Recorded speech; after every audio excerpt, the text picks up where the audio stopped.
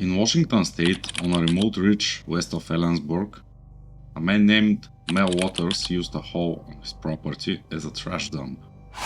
Tires vanished, appliances disappeared, entire loads of garbage were swallowed without a sound. Dogs refused to go near it. Wildlife avoided the area. Radios malfunctioned whenever they were brought close. Mel tried to measure it. Reel after reel of fishing line disappeared into the darkness. After more than 15 miles of line, no one was ever able to prove the hole had a bottom.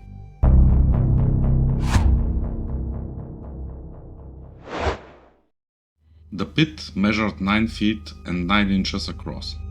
A stone retaining wall surrounded it, descending approximately 15 feet into the ground. Beyond that point, the opening continued straight down into complete darkness. Not only did Mel Waters and his wife throw waste into the hole, their neighbors did as well. This had been happening for many years, long before Mel ever moved onto that property. According to those living nearby, no one could ever remember a time when the hole was not already there. This raised obvious questions. Why could no one hear objects strike the bottom?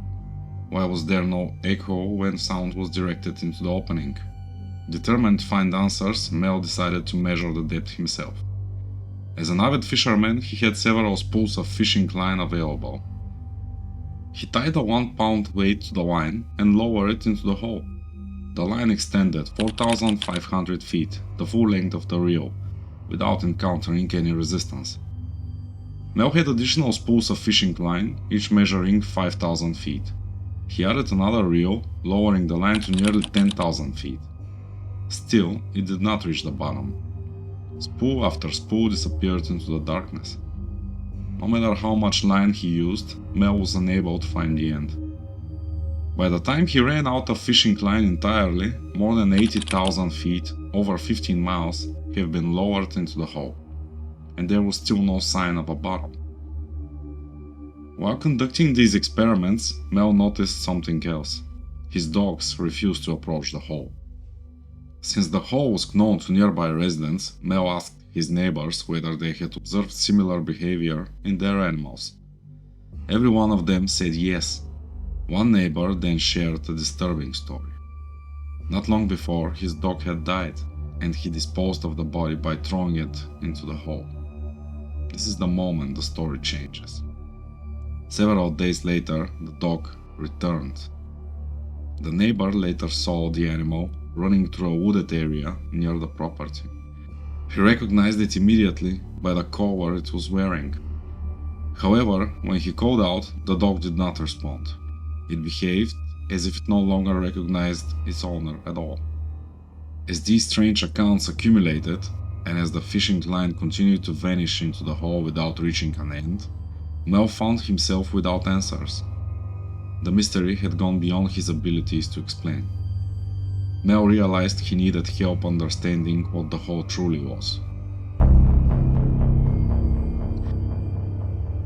In 1997, there was one place where stories involving unexplained phenomena could be discussed seriously.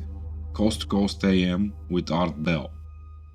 Broadcast from the high desert of American Southwest, the program aired on hundreds of stations worldwide and reached an audience of nearly 10 million listeners. If anyone could help Mel understand what he was dealing with, it would be Art Bell and his listeners. On February 21, 1997, Mel sent Art a message.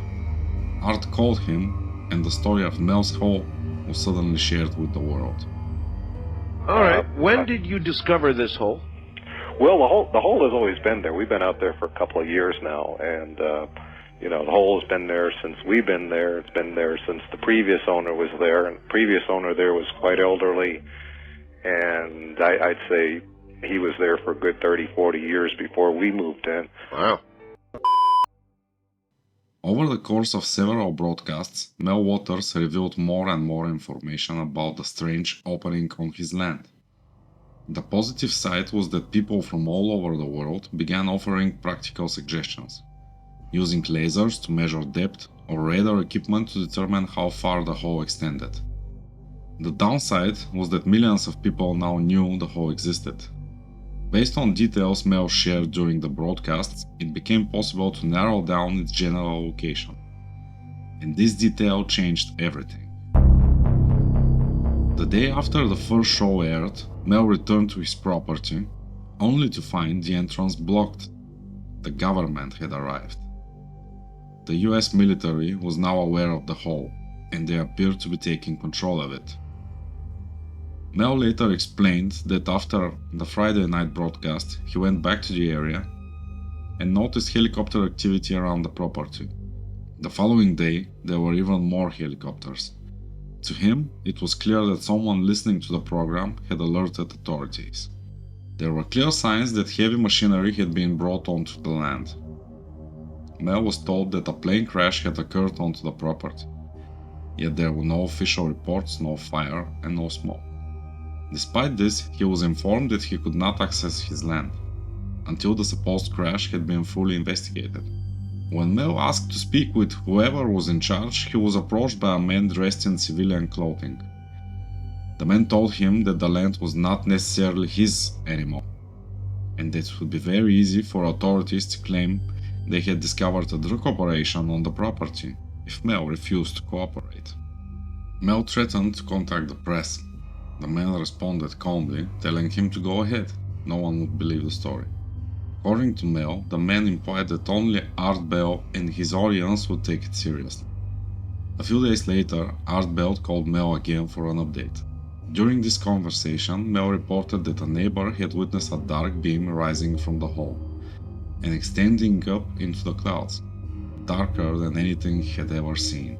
Mel admitted that he had not personally observed the beam. However, Art Bell and several callers pointed out that this region of Washington was already known for UFO sightings, unexplained disappearances, and other forms of paranormal activity. Listeners offered their own explanations. Some suggested the hole was positioned on a ley line and functioned as a gateway to another dimension. Others believed it might be a portal through time, explaining why anything thrown into it never returned. One theory proposed that somewhere in an alternate reality there might be a growing pile of discarded objects, garbage, appliances, and animal remains. No one could say for certain. One caller suggested that the opening might be a passage leading into the hollow earth. Another imagined it as some kind of underground transit system for unknown beings. Theories varied widely, and speculations continued to grow. Because Art Bell could no longer access Mel's property directly, he began speaking with local residents in an attempt to gather additional information. One elderly neighbor recalled that many years earlier, the hole had been surrounded by a series of stone columns. They were upright structures similar in appearance to supports, but without any horizontal crossbeams. During this period, someone from the audience warned Mel that calling into the program might have been a serious mistake, because in their view, government agencies were almost certainly listening. The show eventually ended and Mel agreed to return later with updates. However, on the day he was scheduled to appear again, he failed to call in and could not be reached. After that broadcast, a television crew traveled to the Ellensburg area to investigate. They were unable to locate the hole itself, but they did discover evidence nearby suggesting significant military involvement. According to their findings, there were documents, plans, and materials indicating that military forces had either been present or were still active in the area. It would be 3 years before Mel resurfaced. When he did, Mel claimed he had been offered $3 million per year to lease the property. The conditions were strict. He had to sign a non-disclosure agreement, leave the county immediately, and never return. Mel accepted the offer and relocated to Australia, where he lived for 2 years. Eventually, he began missing his family and decided to return to the United States for a visit. He had been warned not to do this, but chose to do so anyway. During this time, Mel contacted Art Bell again and agreed to appear on the radio. Once more, he never showed up. Mel later explained that on the day he was supposed to be on the program, he was riding a bus to visit his nephew. An altercation occurred on the bus, prompting police involvement. All passengers were questioned and transferred to another vehicle. After that, Mel claimed he blacked out. The next thing he remembered was waking up in San Francisco. Mel found himself in an alleyway. His wallet and keys were gone. His arm was sore, and when he rolled up his sleeve, he noticed puncture marks. As his awareness returned, he tasted blood in his mouth and realized that several of his back teeth were missing. Mel never returned to his property. Legal action was later taken against him for illegal construction, including power lines, septic systems, and paved roads. Mel stated that he had not built any of these structures and claimed that the government had occupied the land for 2 years. Despite this, he lost everything. 1 or 2 days after another call to Art Bell's show, Mel said his bank account was emptied. To be fair, many callers argued that the entire story was fabricated. Art Bell acknowledged skepticism but allowed Mel to continue, noting that whether true or not, it was a compelling account. Art also mentioned that the television crew had searched the area and failed to locate the hole. However, they did uncover signs of extensive military activity, and the surrounding no-fly zone had been quietly expanded to include the region. At the time, a satellite mapping service called TerraServer, which existed before Google Earth, showed the area as completely blacked out. This was later confirmed. Skeptical callers suggested Mel may have found an already censored area of the map and claimed it as his own property. The problem with that explanation was timing. TerraServer launched 6 months after Mel made his first call. He could not have known about the blackout in advance. Soon after, Mel claimed he was contacted by a Native American tribe. They asked if he would travel to Nevada to assist them with research. The research involved another hole. Mel said they took him to the site. He explained the discussion took place between members of the Native American group and local Basque representatives. These conversations, according to Mel, established that everything was in order, that he was not associated with the media or any government agency. He was then allowed to see the hole. The second opening was not located on tribal land. Instead, it was situated on public land traditionally used by Basque shepherds. The Basque are an ethnic group originating from a region between France and Spain. They used this land primarily for herding sheep. According to them, the hole had existed for as long as their people had lived there, at least 2 centuries. They regarded both the opening and the surrounding land as sacred. This second hole measured just over 9 feet in diameter, similar in size to Mel's. However, like Mel's hole, which had a shallow stone retaining wall, this one was fitted with a metal collar and lined with metal extending downward, as far as the eye could see. Mel and the Basque shepherds began conducting experiments. Their first test involved lowering a bucket of ice, approximately 1,000 feet into the hole. A separate batch of ice was kept at the surface, as a control. Once the surface ice had completely melted, they raised the bucket back up. The ice inside had not melted at all. Even more strangely, it was no longer cold to the touch, and was not wet. The texture resembled coarse chunks of salt. They attempted to melt the ice over an open flame. Instead of melting, it ignited.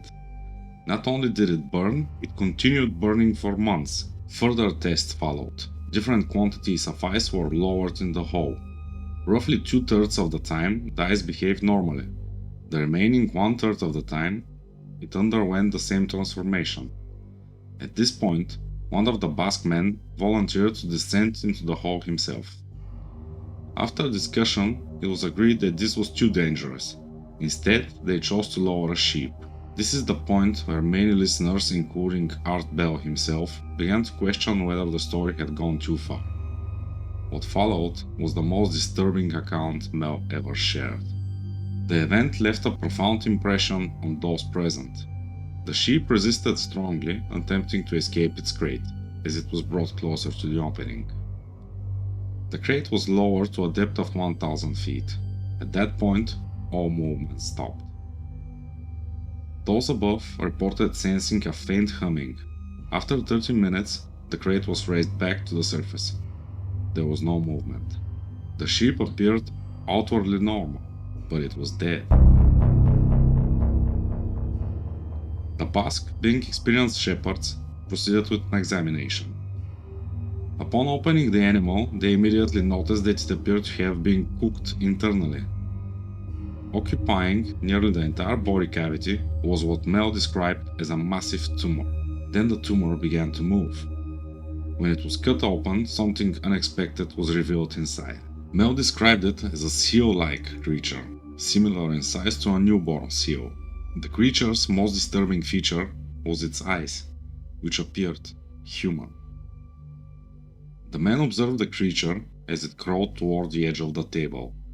Mel felt that it was attempting to return to the hole. He picked it up and placed it near the opening. The creature's surface was slick, and Mel noted that the fluid covering it carried a strong ozone-like odor. For nearly 2 hours, the man watched the creature, and it appeared to observe them in return. Finally, it turned back toward the opening and leaped into the hole. Before traveling to Nevada, Mel had been diagnosed with advanced esophageal cancer. He had been told he had only 6 months to live. After this experience, Mel claimed his cancer was gone. He believed he had been cured by the entity encountered near the hole. Mel described the event as deeply transcendent, saying it completely changed him. At that point, the radio program ran out of time. Several months later, Mel returned to the Coast to Coast AM. During the follow-up, he described a new development. One of the Basque men had taken a piece of the burning ice back to his cabin and placed it inside a stove for warmth. The material burned continuously for months. It appeared to draw moisture out of the surrounding air. The cabin became extremely dry. The man's skin was constantly dry and he felt persistent thirst. When water was boiled, the steam was pulled directly into the stove. One day, the stove collapsed through the floor and sank into the ground beneath the cabin. Despite this, it continued to emit heat. The floor was patched and the opening beneath the stove was used as a source of warmth. Several weeks later, the man returned to find his entire cabin collapsed and reduced to dust. About a month later, he returned to the site and discovered that the stove was now buried 5 feet underground. The hole created by the stove was perfectly smooth. According to Mel, a new bottomless hole had formed. At this stage, the Basque claimed they were occasionally visited by the same entity discovered earlier. They believed it to be a benevolent presence, and described the overall experience as deeply spiritual. After discussing several final theories, Art persuaded Mel to return to the program once more. This time with recordings, photographs, video, and any other evidence he could obtain. Mel agreed to return to Nevada to gather the material. He ended the call. Mel was never heard from again. He stopped responding to Art Bell's attempts to contact him, and eventually the phone line was disconnected. After 5 years, the story of Mel's hole came to an end, unresolved and filled with unanswered questions. How much of the story can be confirmed? If the military had taken control of the land, it is possible that the hole itself would have been concealed. People have searched for Mel's hole for years. Among the locations investigated, one appeared especially convincing. A site matching Mel's description was visited and photographed. During one of his calls, Mel had mentioned 2 old buildings on the property, one of which eventually collapsed under heavy snow. The location contained similar structures. There was also a hole on the property, approximately 9 feet wide, surrounded by a stone retaining wall, closely matching Mel's description. This discovery caused significant online interest. However, further examination revealed that the hole was an old well and it did have a bottom. Despite many claims online, no confirmed location of Mel's hole has ever been found.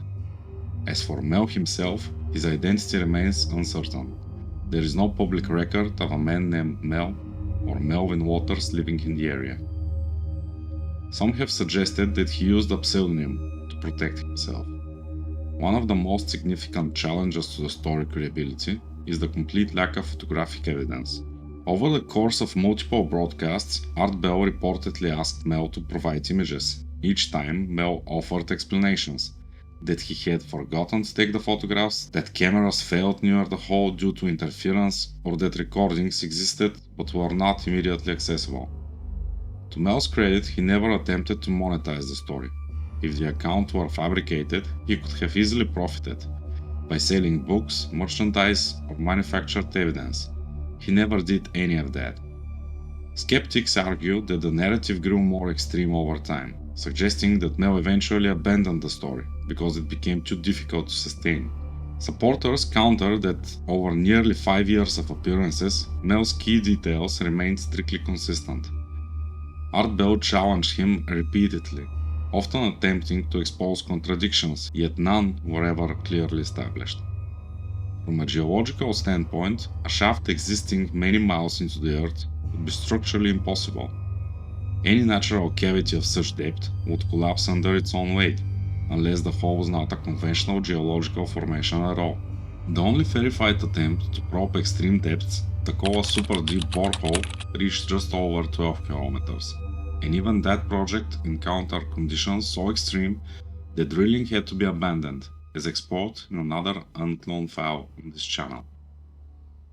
Mel's hole still has believers. Whether Art Bell counted himself among them is uncertain. What is clear is that Art was first and foremost an entertainer, and stories like this resonated deeply with his audience. Even decades later, the mystery endures, a modern legend that remains debated, unresolved, and impossible to fully dismiss.